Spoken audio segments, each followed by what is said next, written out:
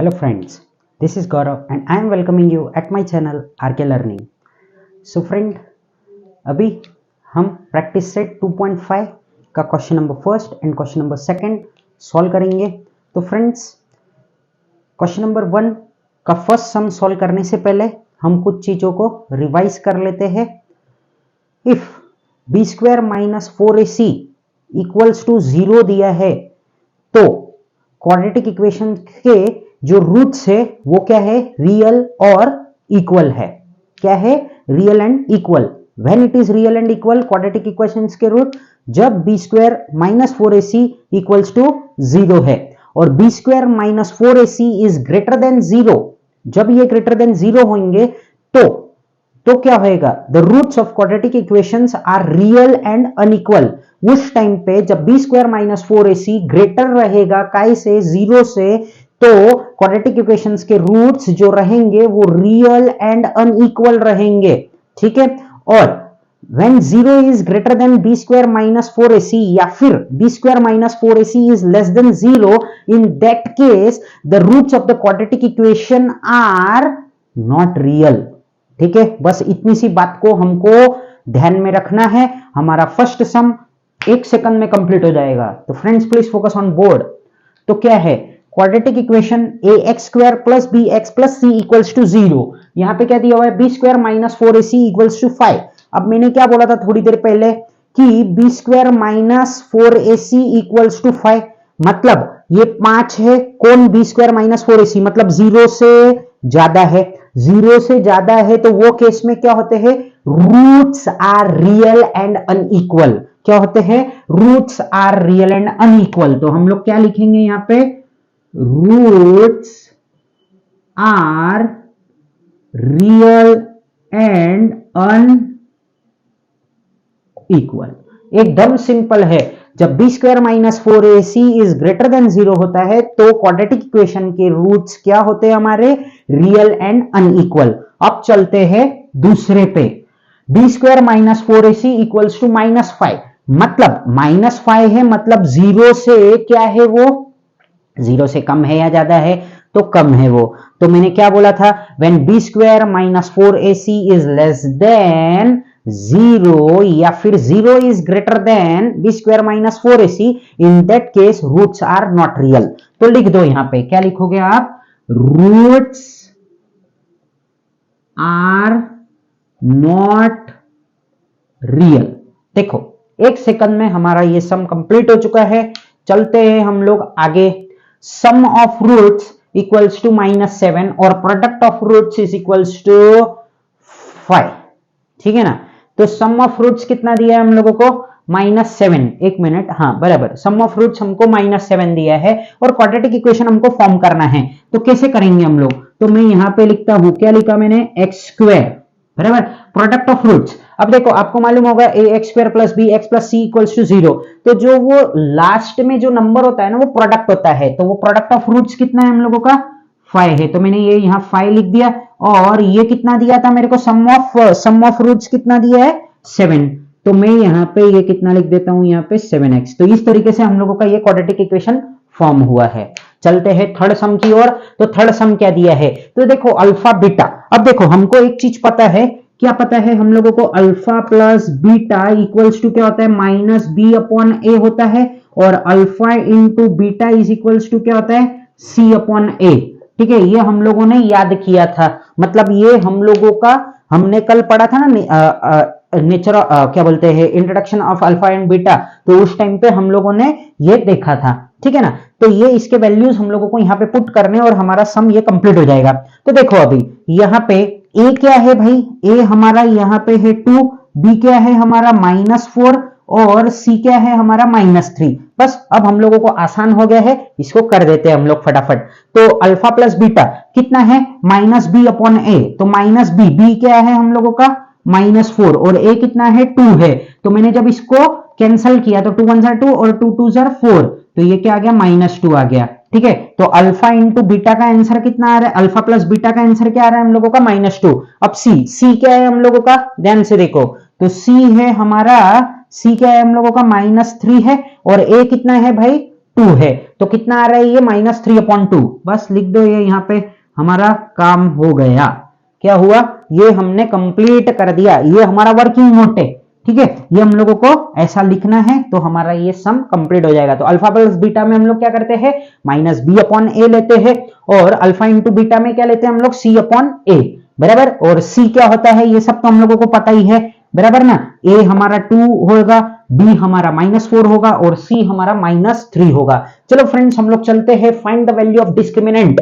Discriminant को हम लोग कौन से मतलब साइन से डिनोट करते हैं, तो ऐसा, ये जो ट्रायंगल बनाते हैं इसको क्या बोलते हैं भाई, हम लोग डेल्टा बोलते हैं। ठीक है ना, तो अभी हम लोग b² - 4ac का जो भी वैल्यू फाइंड करेंगे ना, तो उधर डेल्टा लिख देंगे हम लोग, तो हमारा सम भी हो जाएगा। चलो करते हैं हम लोग। तो ये तो देखो, ये हम लोग जैसे करते थे ना, कंपेयरिंग इट विथ, बस वही करना है हम लोगों को अभी भी।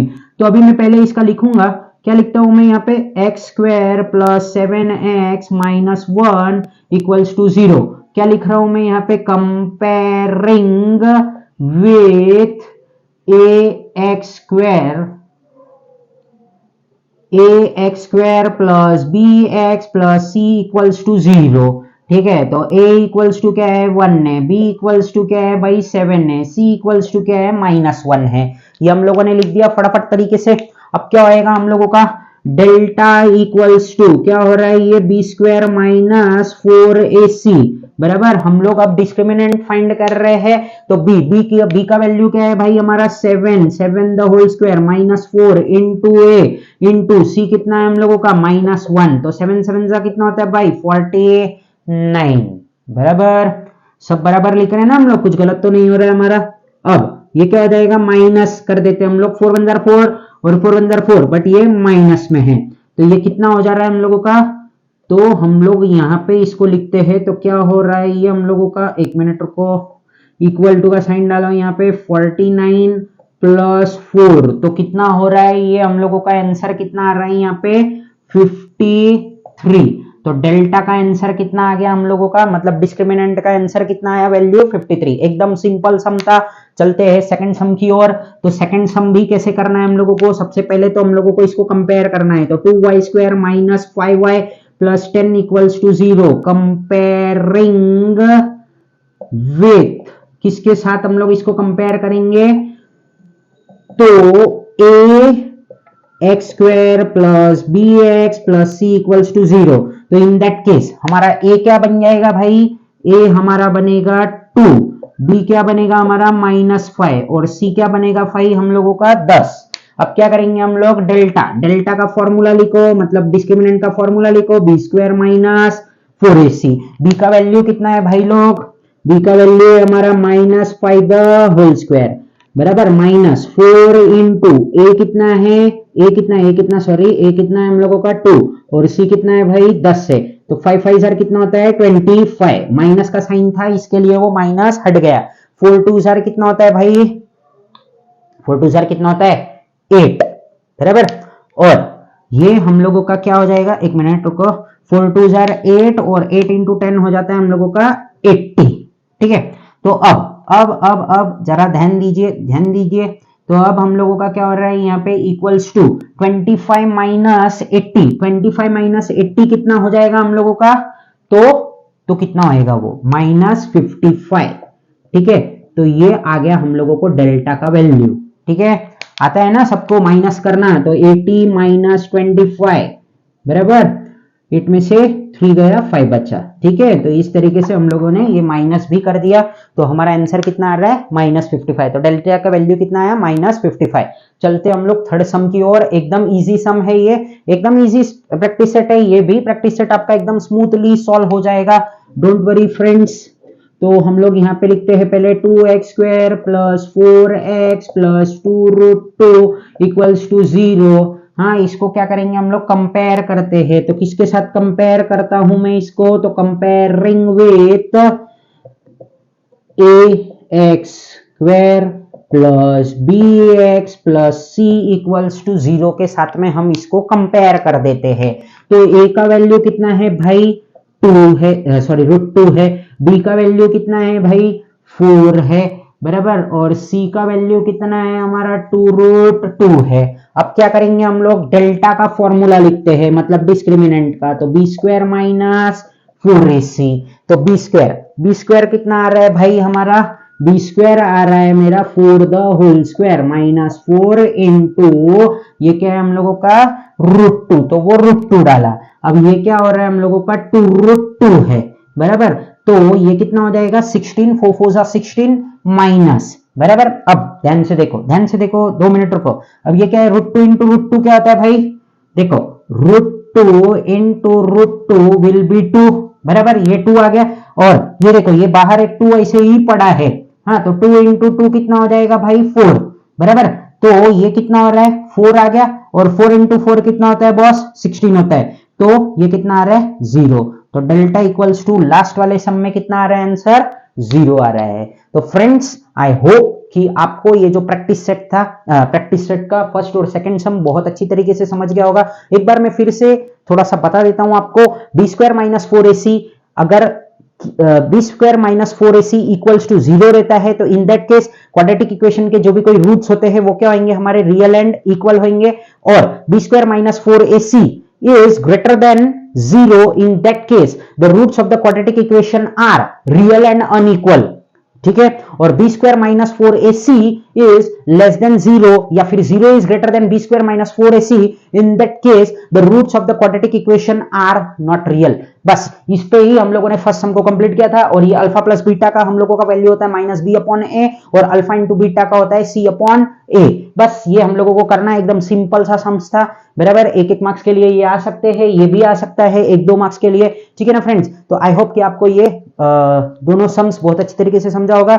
सो friends, thank you for watching my video, and friends please do subscribe my channel and press the bell icon so that you will get the notification of my new videos. Thank you. जय हिंद।